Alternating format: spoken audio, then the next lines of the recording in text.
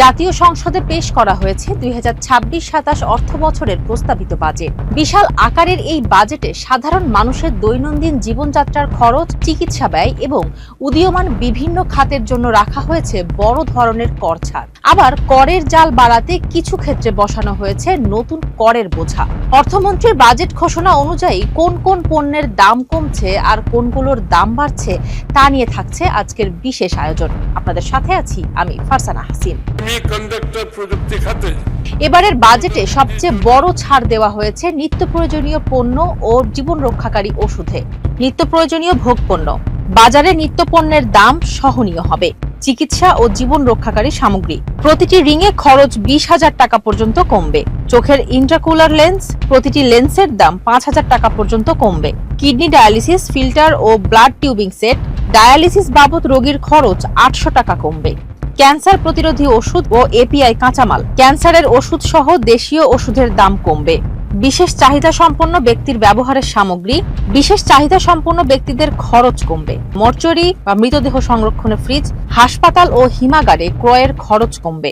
বিলাস ও lifestyle পণ্য সোনার গয়না কেনার সার্বিক খরচ কমবে। পরিবেশ বান্ধব পরিবহন বৈদ্যুতিক গাড়ি ইলেকট্রিক গাড়ির দাম ব্যাপকভাবে কমবে। বৈদ্যুতিক গাড়ি $25 থেকে $50। মধ্যম সারির ইভি গাড়ির দাম কমবে।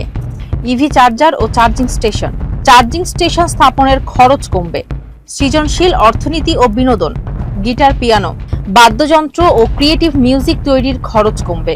সিনেমাটোগ্রাফিক ক্যামেরা, প্রজেক্টর, চলচ্চিত্র ও কন্টেন্ট নির্মাণ সামগ্রী সস্তা হবে।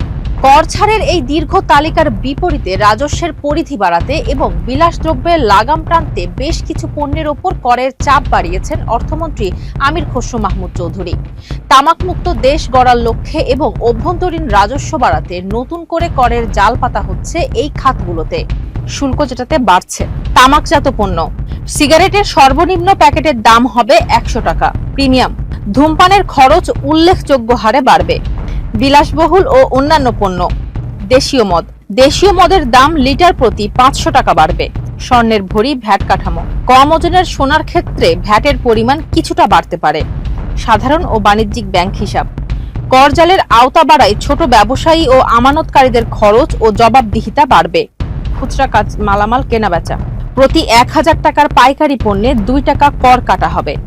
দেশের ইতিহাসের সর্বোচ্চ 9,38,000 কোটি টাকার নতুন বাজেটে রাজস্ব আদায়ের লক্ষ্য পূরণ যেমন বড় চ্যালেঞ্জ, তেমনি সাধারণ মানুষকে স্বস্তি দিতে কর ছাড়ের ছড়াছড়িও রয়েছে। এবার শুল্ক ও ভ্যাটের এই রদবদলে সরাসরি প্রভাব পড়ছে আমাদের নিত্যদিনের খরচে। অর্থনীতিবিদরা বলছেন, জীবন রক্ষাকারী সামগ্রী ও পরিবেশ বান্ধব প্রযুক্তিতে এই শুল্ক হ্রাস প্রশংসনীয়। তবে খুচরা পর্যায়ে নতুন কর আরোপের ফলে শেষ পর্যন্ত সাধারণ ভোক্তার ওপর পরোক্ষ কোনো চাপ তৈরি হয় কিনা সেটাই এখন দেখার বিষয়।